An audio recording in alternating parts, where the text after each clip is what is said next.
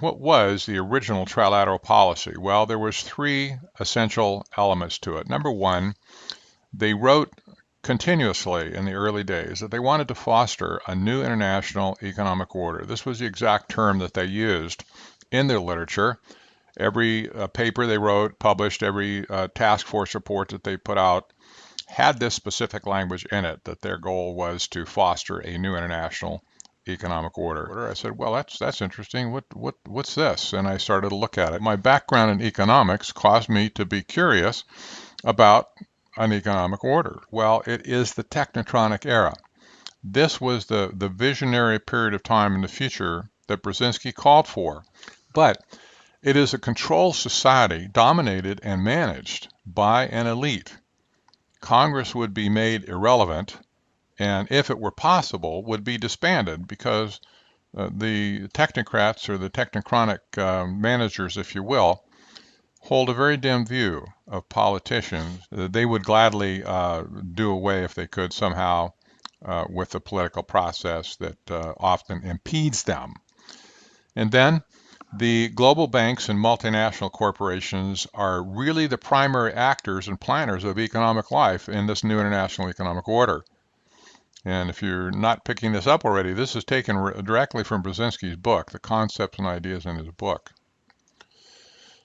Continuous surveillance over every citizen is an important part of the new international economic order. This is the total surveillance society, and this is part and parcel of the technotronic era.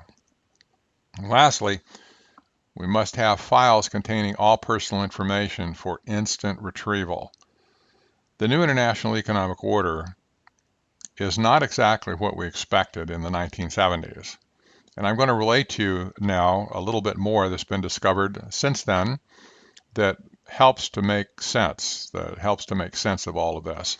Technocracy with a capital T, however, is an altogether different thing. It is in fact a replacement economic system based on energy distribution and consumption run by engineers, scientists, and technicians. And you can see how this blends with technocracy with a small t, management of society by technical experts.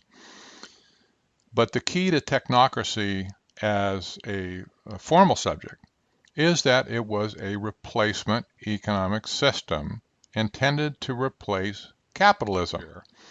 By nature, it produces volumes of inviolable regulations that are science-based. When I say science-based, I would not refer necessarily just to empirical science, but also to other areas of science that people in that field will call science, but it really is not empirical science at all. It's more or less value statements that are arrived at because of their studies. Technocracy creates totalitarian control in the end, but it is not socialism or communism. Yes, there are similarities, but the similarities are not fundamental, and one needs to understand what technocracy is to see the differences between socialism, communism, and technocracy. Technocracy seeks to replace price-based economic systems with energy-based systems through a use of energy credits that would be used to pay for goods and services based on the amount of energy that was used to produce those goods and services.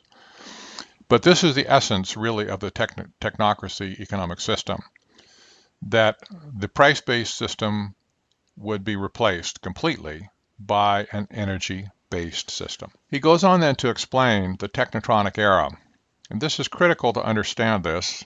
A few key words are highlighted in yellow, and he said, and I quote, "The technotronic era involves the gradual appearance of a more controlled society. Such a society would be dominated by an elite, unrestrained by traditional values. Soon it will be possible to assert almost continuous surveillance over every citizen and maintain up-to-date complete files containing even the most personal information about the citizen. These files will be subject to instant retrieval by the authorities." Now, I'll make the connection later between Brzezinski's technotronic era and the total surveillance society that we find ourselves in today with the American public as well as basically all the rest of the people in the world as well, being surveilled by our intelligence organizations like the NSA, the CIA, the Department of Homeland Security, and so on. Brzezinski went on then to say, quote, the old framework of international politics, with their spheres of influence, military alliances between nation states, the fiction of sovereignty, doctrinal conflicts arising from 19th century crises, is no longer compatible with reality. Now, Brzezinski had a vision of reality, and this is what we're going to discuss as we go along. And you can see that he had also a very dim view of national sovereignty. I might add he had a very dim view of personal and private sovereignty as well. But we're going to look at this now and find out what their vision for the future was and how they sought to achieve it. So Brzezinski's analysis of world and world affairs is very astute.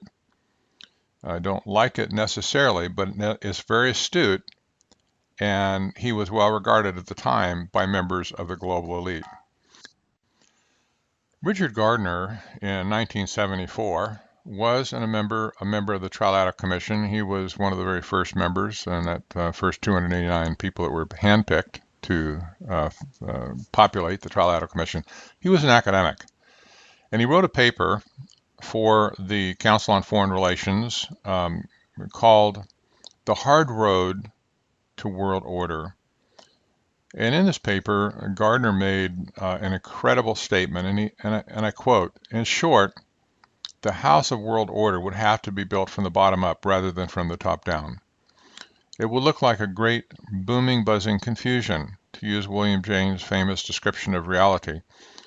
But an end run around national sovereignty, eroding it piece by piece, will accomplish much more than the old-fashioned frontal assault. Now, those of you who are history buffs of the period from, for instance, World War II up to about 1965, 1970, will remember that there were several outrageous attempts to introduce globalism and the New World Order into the United States. They were rejected by Congress, solidly rejected, and the American people were very clearly not ready for a new world order or to be a part of a new world order. And they resisted the plans and the frontal approaches of the global elite as examples of the march towards technocracy as sponsored by members of the Trilateral Commission along the way. Number one is smart grid, controlling energy. Global smart grid is a step beyond smart grid, where the global energy network will tie individual countries and continents together to allow for a global management system of all energy used, produced, and consumed in the world. Agenda 21, a plan to change the world. There's many subtleties to Agenda 21. It came through an organ of the United Nations originally in 1992.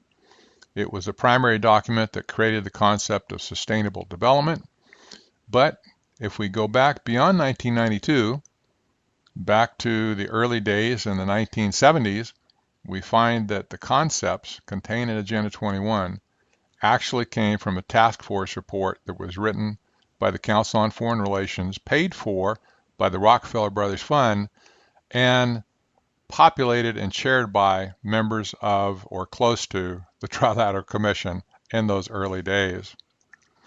Sustainable development, which is a product of Agenda 21 as well, is endemic everywhere in the world today. It's been pushed by the industrial crowd, now by the political crowd, the academic crowd. Would this exist if it wasn't pushed by these people? Possibly not. But the concepts of sustainable development are easily traced back to the early 1930s. The same concepts were written about. That term was not used, but the same concepts were written about and developed by early members of Technocracy Incorporated. And Al Gore, of course, is a member of the Trilateral Commission, but It's science-based, not good science in my opinion, but it is science-based, and therefore they use this as a good model for technocracy. They use this as an excuse to impose limits and controls on the rest of us as a result. Cap and trade is another area that's maybe a minor area, but it is important. It has failed to gain traction so far, but it is still a big topic all around the world. Cap and trade has been seeking to limit the production of carbon dioxide into the atmosphere, carbon tax, if you will. This is probably the closest step we have to a full-blown carbon currency or energy credit currency that Technocracy Inc. foresaw in the 1930s. So again, this system of technocracy and the technocratic era is being driven by economics, not politics. Total control over the economic process depends directly upon total information awareness within that economic system. Now, this is my assessment, by the way, not a quote from somebody else, but the total economic control depends directly upon total information awareness within that economic system. And now I hope you will understand why they need a total surveillance society. This is what's driving the total surveillance society. The first ever director of national intelligence was John Negroponte, a member of the Trilateral Commission. So there's little doubt that the fingerprint of Trilateral Commission members is all over the intelligence community in the United States. These are the people driving the collection of information on Americans and citizens of other countries around the world as well. In 1976, 3 years had transpired since the founding of the Trilateral Commission. The executive office, in my opinion, was hijacked by this organization that we know as the Trilateral Commission. Jimmy Carter and his running mate, Vice President, soon-to-be Vice President Walter Mondale, were both members of the Trilateral Commission. They had been picked and chosen by Brzezinski to run for president, and Brzezinski later confirmed this himself, that he was the man that identified Carter as presidential material. And upon Carter's election to the presidency, then Brzezinski was immediately appointed to be the National Security Advisor. And as we'll find out later, the National Security Advisor is one of the most important positions, underrated positions I might add too, in Washington, D.C. as far as the president's concerned. And then lastly, Carter appointed almost 1/3 of the Trilateral Commission members to top cabinet and administration posts. All but one of his cabinet, actually in the end, before his term was done, were members of the Trilateral Commission.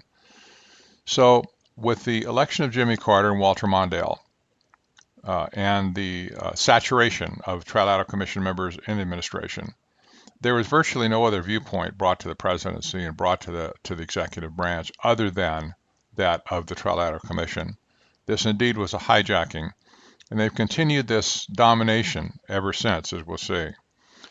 Now, the reason that the NSA position is so important is that nothing gets to the president's ears, at least as far as security is concerned, except that it comes through the hands and the fingers of the National Security Advisor. This is the gatekeeper of information that comes to the president. So we can see that the Trilateral Commission had great interest in the NSA position because that's the person that was the right-hand person to the president. The World Bank is perhaps the most important banking institution in the world because they have been responsible for guiding and creating policy in countries all over the world. The way this works is they offer loans to countries in return for what are called conditionalities.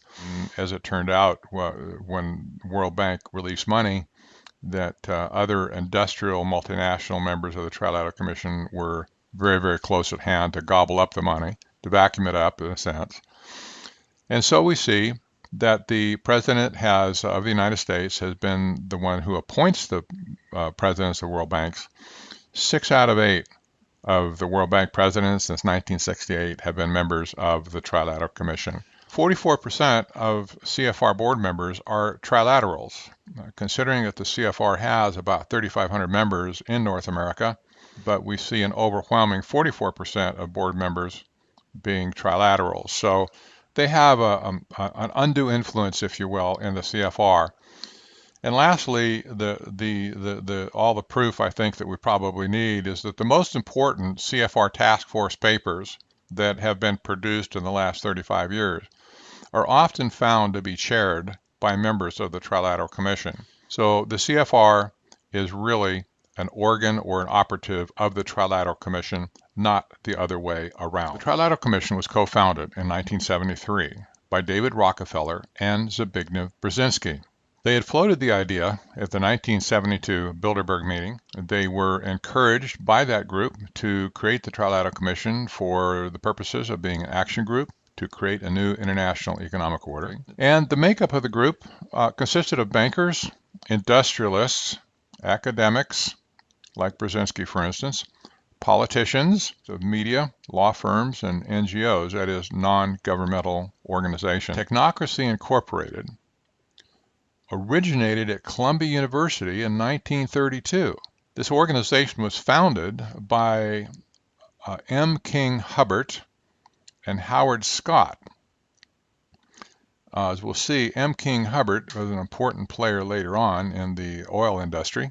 And we should note that Hubbert himself, M. King Hubbert, was the person who created, he was by the way, was a very brilliant geophysicist who had a specialty in oil, hydrocarbons. Hubbert created the peak oil theory in 1954, and as a result, he became hailed as one of the fathers of the eco-movement.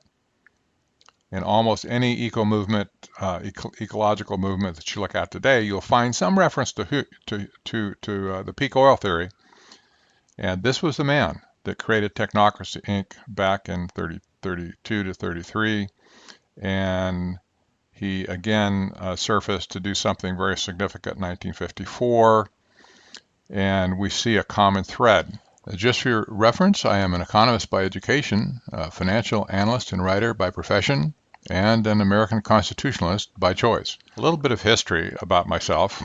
I started to write about the Trilateral Commission back in 1978 with the able help of Professor Anthony Sutton. We published a newsletter called the Trilateral Observer.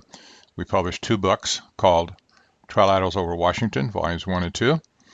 And since then, the Trilateral Commission has matured and grown, and now we're looking back over a 35-year period to see exactly what the Trilateral Commission has accomplished or not accomplished in this interim period.